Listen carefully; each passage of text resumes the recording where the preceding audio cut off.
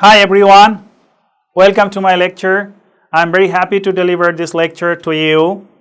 I'm Dr. Jahangir Alam from School of Mechanical and Automotive Engineering of South China University of Technology. I'm going to discuss on Unit 1, Introduction to Control Systems.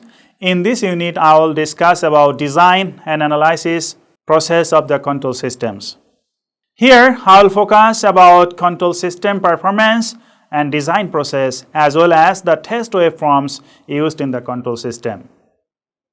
Now, I am going to talk about the design and compensation of control systems, performance specifications, system compensation, and design procedures are the key features of the design and compensation of control systems.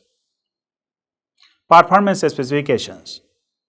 To design and compensation of a control system, the performance specification is an important role. It can be performed by stability, quickness, or rapidness and accuracy. The system is stable or unstable that can be determined by analyzing the system stability. How much faster the system response is that can be determined by the quickness or rapidness analysis. However, the system errors or accuracy or the higher or the lower accuracy are also important role which can be performed by the system accuracy analysis. The control system analysis process is important to analyze the system. Therefore, the objectives of the analysis and design of the control system are performed by transient response analysis, steady state response analysis, and stability analysis. These three things to analyze the control system is very important. Please remember it.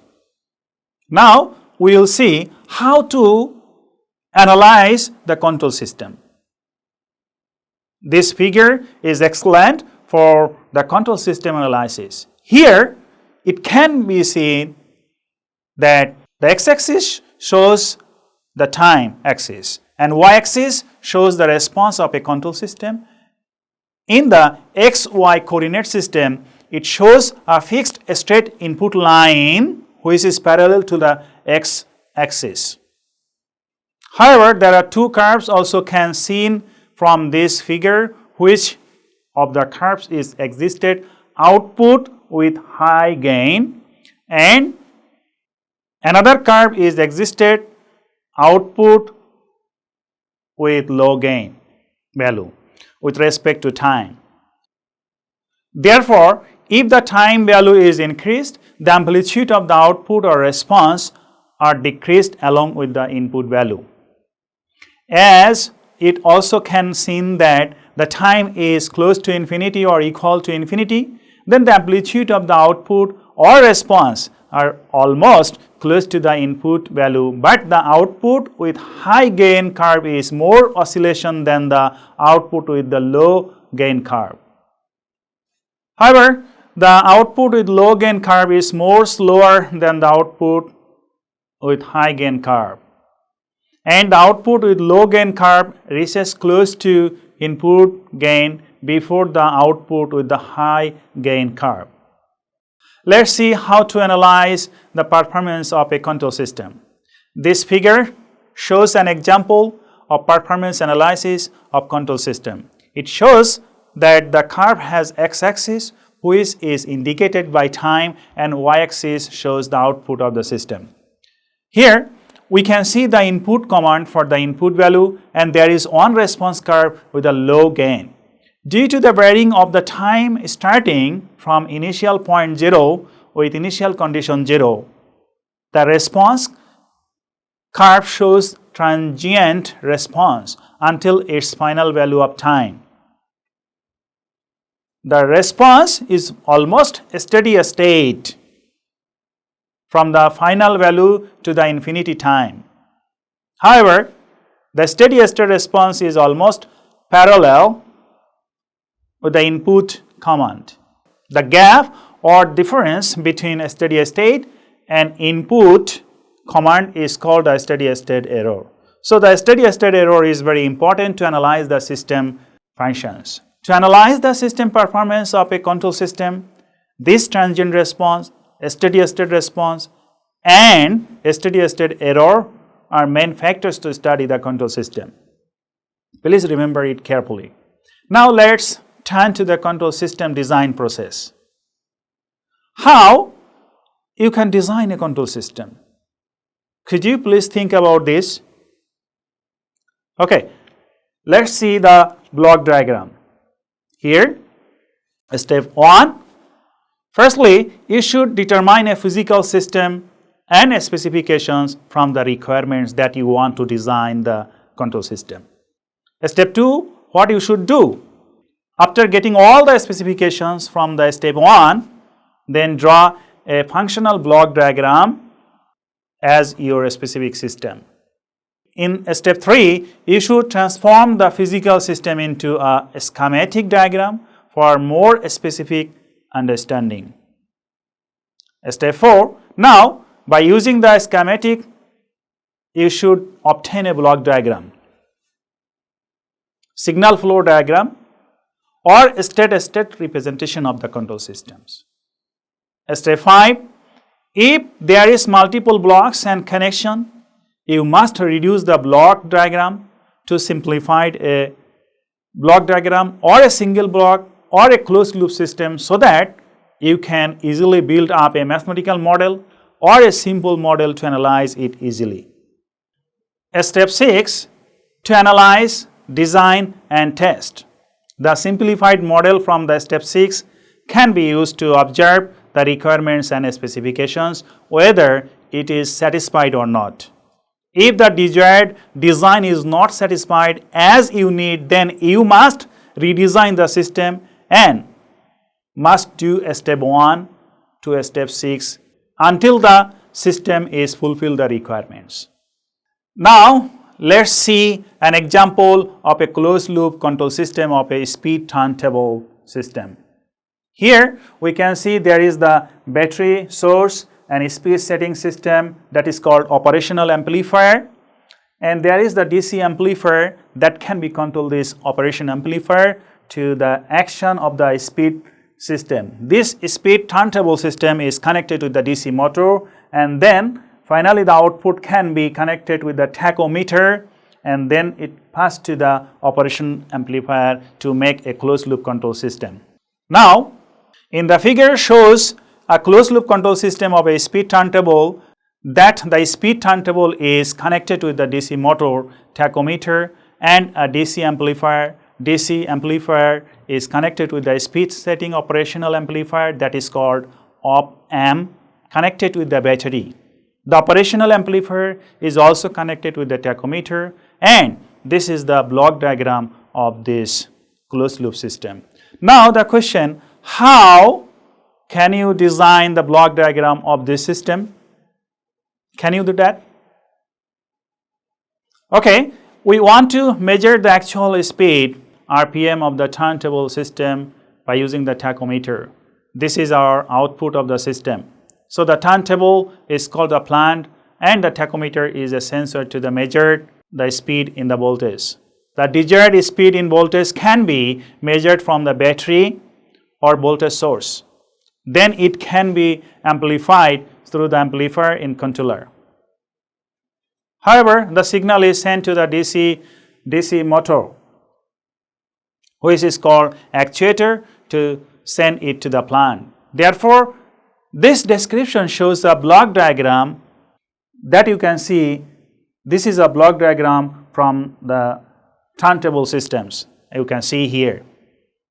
To build up the system model, this diagram can be simplified and can be expressed in mathematical modeling by using the transfer function. Later, I will discuss about transfer function. Here, I am to ask you, what is tachometer? Can anybody give me the answer? Well, the tachometer is a sensor which is a special DC generator. It is used to measure the velocity without differentiation process. Whereas the output of a tachometer is proportional to the angular velocity of a motor. Now I am going to discuss about test waveforms used in the control system. It is very important to discuss for the control system. Do you know why? So later you can understand why we should learn the test waveforms in this course. Now the impulse signal, step signal, ramp signal, parabola signal and sinusoidal signal are usually the most useful test waveforms in the control system that you can see in the table. So these all are the using in the control systems. Now let's see the impulse signal. In this table, the first row shows the impulse signal. Therefore, it is denoted by delta t. The delta t, that means the impulse signal, is equal to the infinity for the ranges in the limit of -0 to the +0, and delta t is equal to 0 for otherwise, or the integral value of delta t is equal to unity for ranges in the limit of -0 to the +0. The diagram of the impulse signal can be seen from this figure, where the impulse can be seen only at origin, have the amplitude. The impulse signal can be used for transient response modeling. Now, a step signal. It is denoted by ut. The ut is equal to unity for ranges of t is greater than 0, and ut is equal to 0 for the ranges of t is less than 0. The diagram of the step signal can be seen from figure here. Okay, where the step can be seen as a DC line. Please look here carefully. Or a straight line which is parallel to the x-axis in the positive coordinate system. The step signal can be used for transient response modeling and steady-state error analysis. Please remember it. Ramp signal. It is denoted by TUT. TUT is equal to infinity for the ranges of t is greater than or equal to 0, and TUT is equal to 0 for the ranges of t any value. The diagram of ramp signal can be seen from here. A straight line,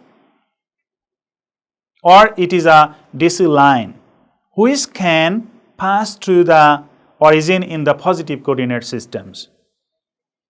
The ramp signal can be used for steady-state error analysis. Parabola signal. It is denoted by half t square ut.